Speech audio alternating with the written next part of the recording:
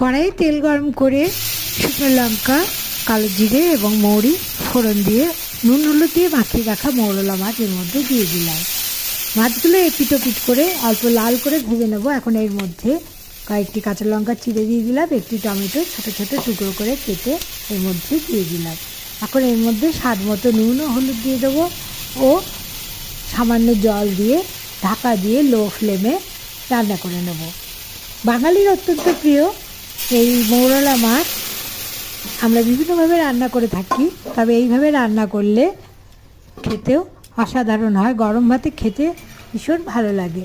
দেখো 5 মিনিট পর ফিরে এলাম, মাছ এবং টমেটো সিদ্ধ হয়ে এসছে। এখন নাড়াচাড়া করে নিয়ে অন্য পাত্রে নামিয়ে গরম গরম ভাতের সাথে পরিবেশন করে নেব। আশা করি আজকের রেসিপি ভালো লেগেছে। সবাই ভালো থাকবে, সুস্থ থাকবে। নমস্কার।